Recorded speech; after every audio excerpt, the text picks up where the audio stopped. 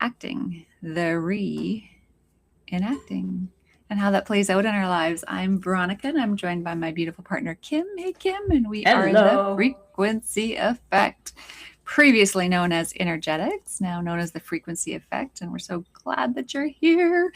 We like to talk about everything in the inner world and how our awareness and consciousness around our inner world can create massive changes in our outer reality. Yeah, and the mastery of how we show up with it all, which is our responsibility, how we respond, our ability to respond, our responsibility, which ties in lovely with reacting, because it's very, very, they're very connected. They're very connected, and yeah. So what happens in my life happens in my life. How I respond to it and how I react to it, that's me. That's my personal mastery. That's on me, right? And yeah, so let's go. I love this. Is a great conversation because it is all about the frequency you're being when the poop is hitting the fan, right? And having all the feels, and let's just go. Let's go. Let's just go. Let's just go. Enough of this. Let's just go. Yeah, it is said by some wise people that life is actually neutral. It's actually neutral, but it is our interpretation and our perception of it that creates the duality. So whether we determine that something is good or bad or right or wrong, that is Right. our own perception, whereas life in itself is actually neutral. And Ooh, so that's good. I love that. I love the way that you worded that and how you articulated that. That's really good. check. So it's this is tough. Like it's been tough for me as I've really contemplated this in my life, especially when there's something big that it feels really wrong to me. Mm. And I'll talk about it in the context of my marriage. So if when my husband behaves in a certain way that I just feel is wrong, it's very hard for me to even consider that this is actually neutral, because I have such Mm. strong ideas of how he should be or how he should respond or what he should respond to and what he shouldn't respond to, and how he should respond if he's going to respond, and how that impacts me, right? And that all comes from how I've been brought up and the things that I've placed value on, and the things that I determined to be right and wrong and all of this. But what if my way isn't the only way? And so in this marriage, this is my second marriage. In this marriage, I've really been very conscious of really looking at, okay, how can I come back to that neutral spot when I feel like he's so wrong? Can I come back to the neutral spot? And I really challenge myself to do that, and to look at least to contemplate, even if I can't get there, at least to contemplate that maybe what's happening is neutral, and that he has his own path and his own journey and his own rights and wrongs and good and bads. And can I be with it differently instead of being reacting to him? And the attempt alone to come into the neutral perspective has really dramatically, I believe, changed the evolution of our marriage. The lightness, finding the lightness, even in those situations. Yeah. And I think for me, yeah, like it is. I love the word neutral for it. And at the same time, everyone, you got to get that it's okay to have your feels about it. So you're not dismissing your feels about it. You're just, I'm going to say, challenging your own beliefs about it, which is what creates the feels, right? It's like our thoughts will create the feel, and the feel can create even more thoughts about the thing, because now we're actually feeling it. So now it's even tangible, right? So once it's tangible, meaning we're feeling it, then the mind chatter can really back that up. Right. And at the same time, then there are things that are absolutely a big no in relationships. And that particular, like, for example, somebody who has mistresses, that's a big no for me. And that is a value that I'm not willing, right, in this lifetime, that I'm not willing to, what would the word be?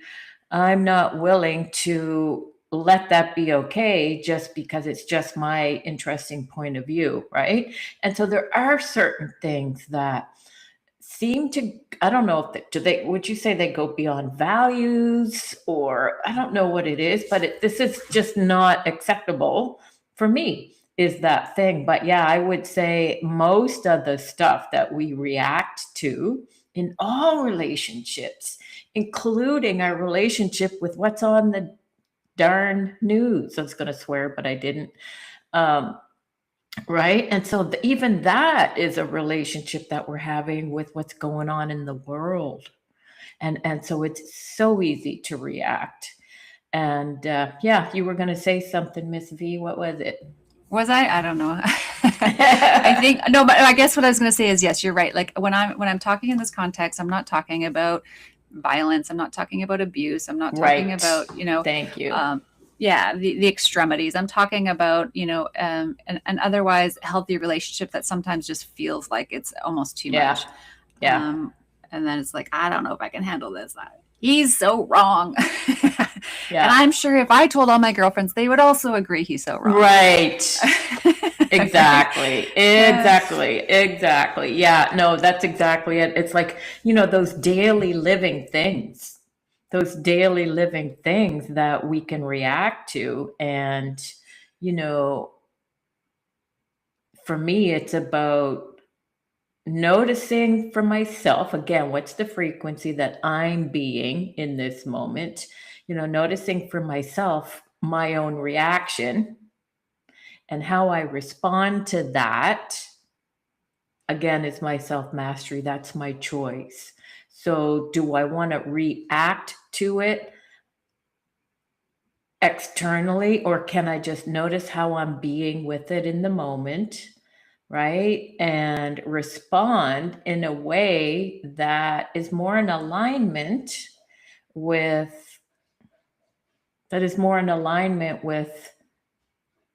maybe kindness, maybe compassion, and sometimes that means just walking away, right? Letting it be letting it be as it is.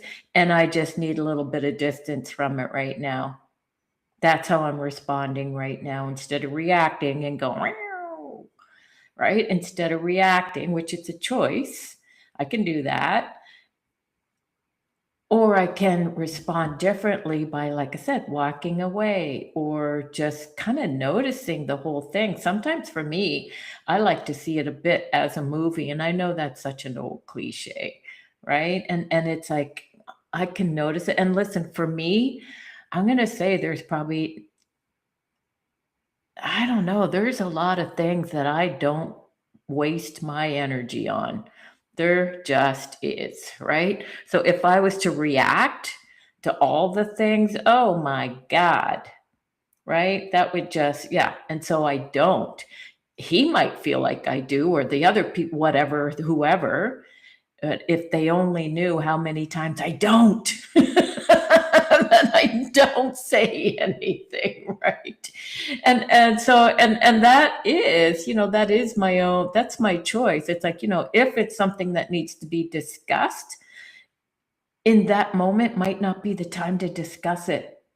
Because if I'm going to discuss something from my reaction, then of course it's going to, tuning fork theory, of course, the other person is going to be in reaction to whatever I'm saying. So if I'm bringing in a conversation from reaction, then it's going to trigger reaction in them. So often I just walk away. And it's not that I'm dismissing, I'm walking away so that I can be with it. And then I get to choose, is this something I even need to bring to the table? Yes, no, yes, no. And so it might be later that I bring it to the table, and it might be the next day, it might be a couple of days, and it might not be at all. But again, it is going with values in that Yeah. And so, just noticing where you want to react. The person on the road cuts you off. Well, that's a really good place to start noticing our own reactions, right?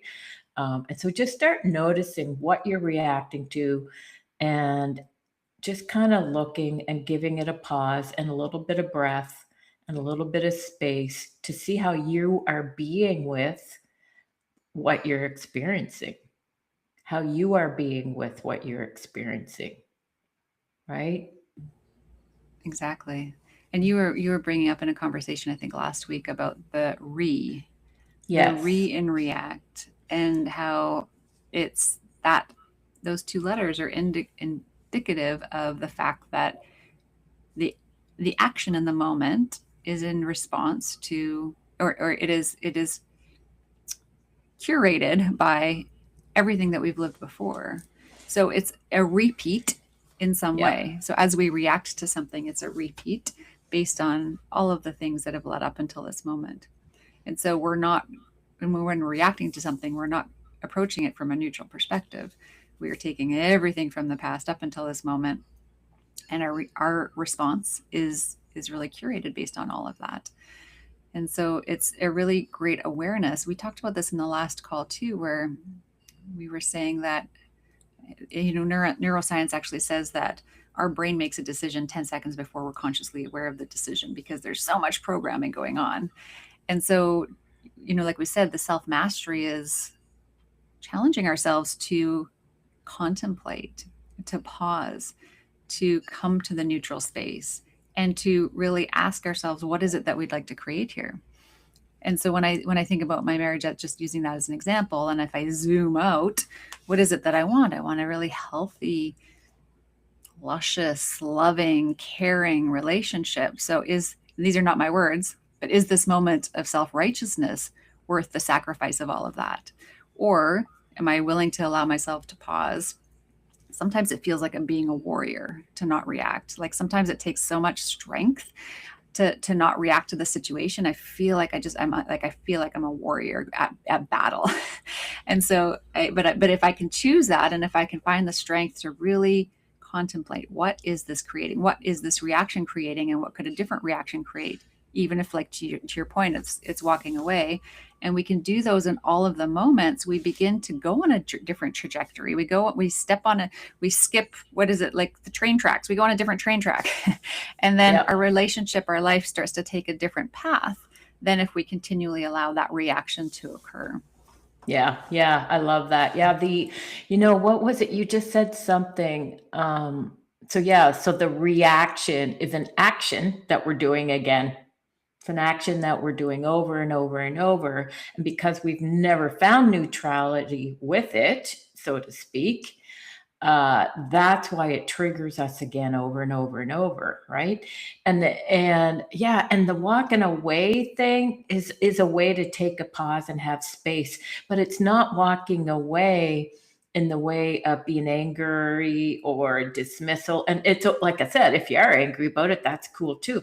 But the self mastery part for me is, ooh, if I say what I really want to say here, this is not going to go good. It's gonna create an ugly poop show. And so that's when I know it's the walking away that is required, and that's how I find my neutral. Doesn't mean I find it when in the moment, face to face, right? And it is a practice. It's not about, oh, I tried, that didn't work, right? And so for me, it's about start looking at the places in our lives where we do react. Maybe it's how when I look in the mirror, maybe it's when I look at my bank account, maybe it's so just looking at the places where we do react and seeing if we can bring a little bit of softness into that and a little bit of lightness into that, so it becomes a practice. And in the practice, we're creating a new programming. So for example, so definitely looking at, where is it that I'm ready to pounce? And if I'm ready to pounce because I'm feeling right, for whatever reason, again, if I am to say what I really want to say here, Some people would say, yeah, but that's speaking my truth. Yeah, it is. And there's always recognizing, if I say what's on my mind right now, that's going to create a big old ugly thing because I'm in reaction and it has to trigger their reaction.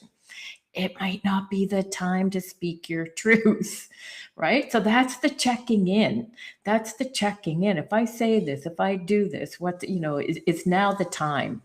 Yes, no, yes, no. Okay, no, because if I do it now, it's going to create an ugly thing. Okay, do I want to create an ugly thing? Sometimes, maybe, yeah, maybe, right? And that's not a wrongness either. It's just that I know what I'm going to create by my reaction. So it's not a shock. It's not like, oh, I was just trying. You know what I mean? Yeah. And so it's the is now the time. If I'm in reaction, is now the time. Yeah. And so to your point about, you said something else. Oh, yeah. It's a in action. So reaction is an action that I've done over and over and over and over again. Yeah. Is that working? Those asking that again, is that actually working? And it's almost like, what is it that they say? It's the straw that broke the camel's back or some damn thing. So it's always been, there's this thing. And then it's just that one little thing, and it could be something so silly, and all of a sudden that's it. You can't take it anymore, right? You are in reaction. So instead of getting to that place, just start noticing in your daily. Where am I reacting? Oh my God, the sun is on my face. How am I with that? So it's not just noticing how we react when the poop hits the fan, right? It's also noticing, eat the good and the bad and the ugly. So it's noticing how I react to this. So again, it's being able to soak in the vibes without making even that mean anything. And that is a tough one for people.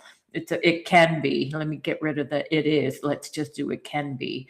But anyway, so yeah, so really, really noticing, because what we're doing is we're bringing more awareness to our very own lives. Right. And what our choices are creating. And yeah.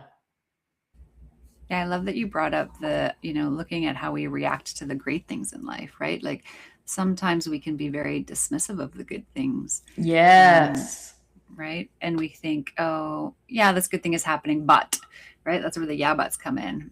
Yeah, there's this beautiful sunset, but I've got to deal with this tough thing in my relationship. But what if we could dial up our reaction in the appreciation and the basking of the beautiful sunsets and the beautiful moon rises and, stopping and smelling the roses, as you always say. And what if that could actually turn up the dial on all the wonderful things in life? So it's noticing our reaction to the good things. Where do we dismiss it too much? Where do we not take the opportunity to tune in and allow that to dial up? And, relationships, especially close relationships, are actually a beautiful playground for us to touch self-mastery.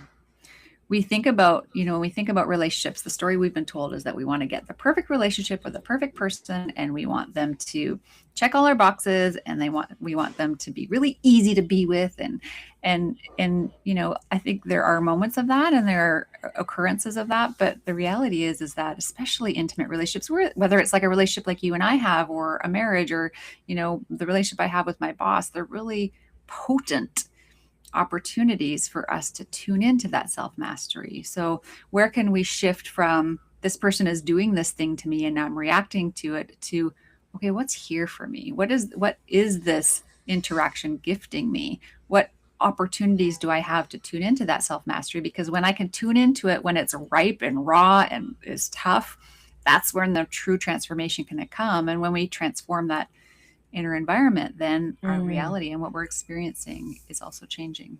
I love that. Yeah, getting curious, right? Because I can hear, how do you do that? You just get curious, right? It's not about trying to figure it out, or where does this come from? Why am I reacting? It's not about that. It's just noticing and getting curious and giving whatever is there space to be there. And yeah, to your point about the we've talked about the compound effect before, and yeah, taking that pause to take time and, let yourself, everyone seems like we're so busy that it's the noisy things that we react to, and the noisy things can often be the poop show. It's really loud, right? And so that gets our attention. And that's what gets our attention. And so we keep compounding that and the frequency of that. But when we can also, and this is a thing, like when we can pause and really allow ourselves to soak in the vibes of the good stuff. But we think we don't have time. Guess what? When we start soaking in and allowing the vibes and feeling the vibes of the good stuff, the so-called things that we can be great, that creates a compound effect. That creates the frequency where we want to play, but we don't think we have the time to do that. Guess what? When we do that, that creates, as if by magic, more time and space in our life for more of that to show up. It just does. And when I can be a sovereign individual and recognize that I'm being triggered by this, that, and the other thing, and I give myself the space to just not react and walk away, because I know if I react right now, it's going to be ugly. When I can give myself that space, then I am self-empowered. This is not giving your power away.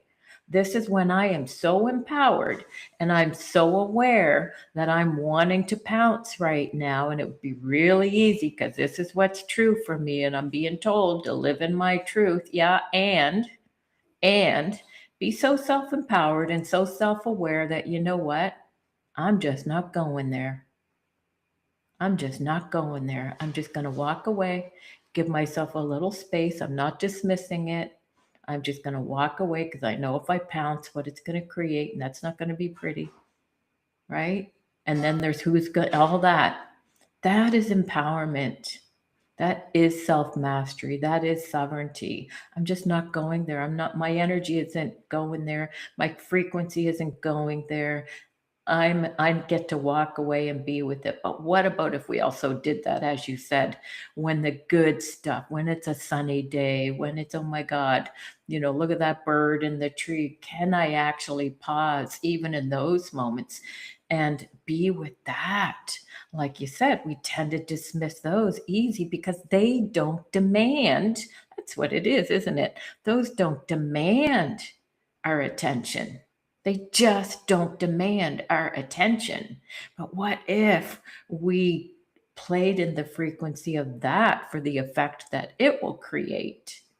But that is where we also have to be self-empowered. And yeah, when we can pause in those moments, even if it's for 10 seconds, folks, does not mean you have to be with it for an afternoon, but you can be if you can be. But yeah, it's pausing in those moments. That is our self-empowerment. 10 seconds, 20 seconds, whatever you got. But see, they don't demand our attention because they're not as noisy. The things that demand our attention, that's where we want to look at. But also bringing in the, oh my God, isn't that amazing kind of stuff too. That's where we're more in balance, and then we can create that neutral space instead of always being in reacting to life. Yeah. Good stuff. Yeah. And, just to, I guess, to wrap us up, I think you touched on it. It's not about, sometimes we feel like when we're having a very strong reaction to something, sometimes we feel like we need to have that large outburst or, that big expression in order to make our point and to stand our ground we've talked about this a lot, where there's a spectrum of, like, we go from being very complacent, and letting people walk all over us, and that's not what we're talking about here. And then there's the other extreme of, like, I'm going to stand my ground and I'm going to teach them and I'm going to show them. And For us, it's neither of that, right? It's about consciousness. It's about awareness. It's about taking the pause so you can choose the response that is in alignment with what your heart desires, that is in alignment with what you choose to create in the relationship, in the moment, in the outcome. So it's not about being complacent and just let things walk all over you, and it's not about